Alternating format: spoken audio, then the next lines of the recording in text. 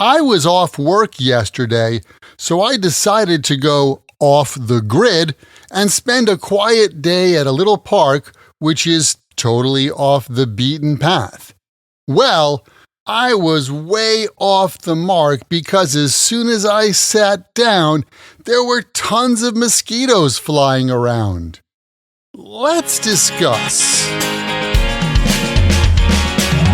Welcome to another Happy English podcast coming to you from New York City. And here's your English teacher, Michael. All right, thank you, John, and thanks, everyone.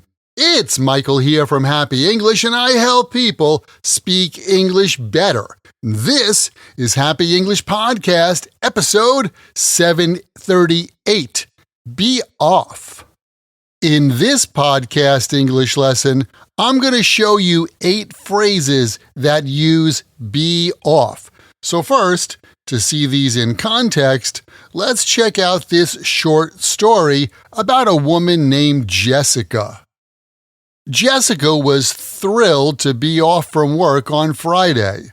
She had been working nonstop for weeks, so when her boss told her to take a day off, she didn't hesitate. As she sat with a cup of joe at her favorite coffee shop, she thought about how she was off to a flying start with her new project. Her team had worked hard and everything was finally coming together. Just as she was taking a sip of coffee, Jessica's phone rang. It was her coworker, Tom. Hey, Tom, what's up? Hey, Jess. I think we might have messed up the numbers in the report. The boss isn't happy. Are you sure? I hope you're off base on this one. Unfortunately, I'm not off the mark this time.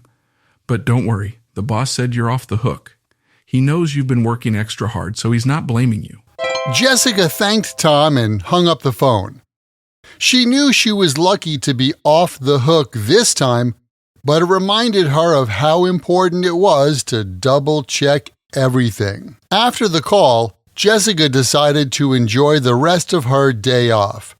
She turned off the phone so she could be off the grid and headed to a quiet park to relax. Once she was off the beaten path, she spent the afternoon reading and soaking in the peace and quiet, far away from work stress. And now, let's have a look at the key vocabulary from this lesson. The first one is to be off from work or school. We also say that someone is off. When someone is off from work or off from school, it means they have a break or are not required to go to work or school that day. For example, on Fridays, Emily is off from work, so she usually spends the day with her family. Because he was sick, Mark was off from school last week. Rachel is off today, so she's planning to relax at home. Next, we have to be off to a flying start.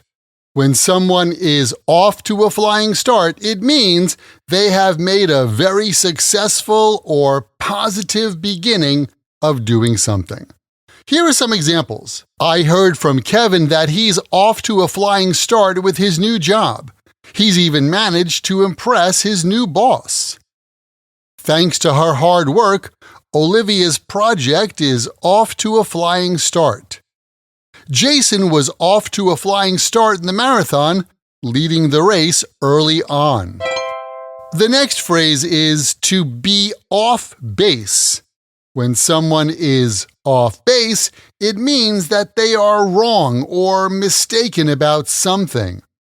We often use this phrase when someone misunderstands a situation or has incorrect information. Let's look at a few examples. I told Ted that he was completely off base because he thought the meeting was tomorrow, but in fact, it's next Monday. Sarah's guess about the surprise birthday party was way off base. I'm not sure what Jimmy was thinking, but his idea about moving the website to a new hosting company was totally off base from what the boss wanted. Next is to be off the hook.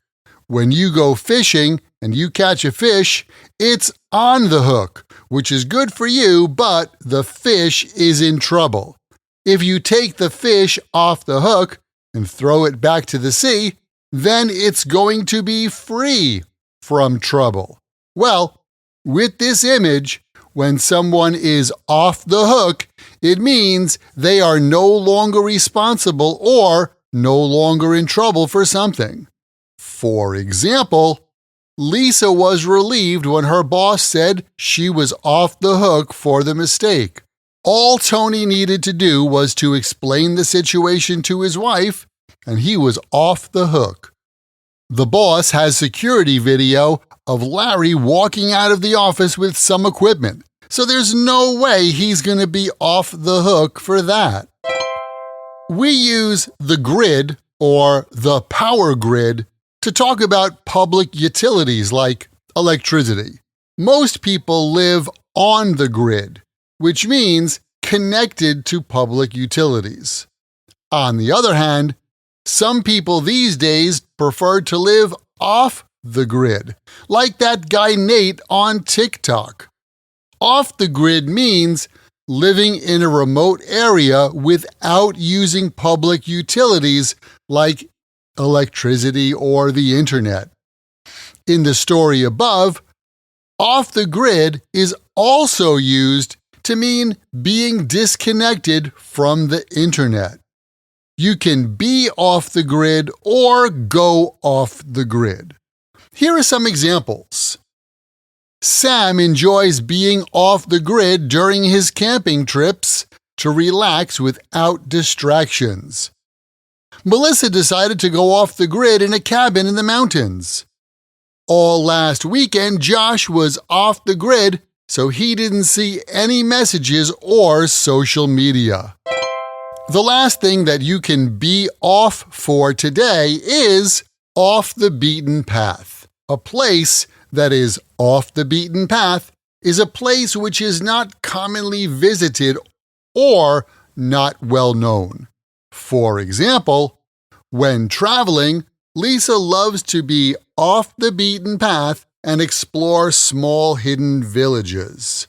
While walking around Brooklyn, John found a great little restaurant that was off the beaten path. Megan is always going off the beaten path instead of visiting tourist spots.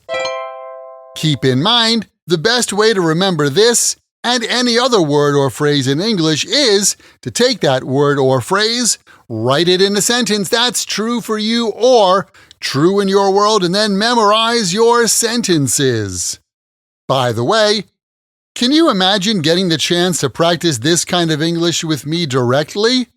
You can get more practice using your English when you join my Podcast Learners Study Group.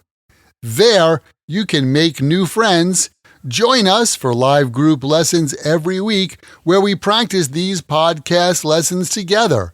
Plus, you get access to the PDF transcript and audio download for every Happy English podcast in the past and in the future. And on top of that, each episode has exercises where you can practice this English point with speaking and writing checked by me. To learn more, just visit myhappyenglish.com and choose podcast lesson 738.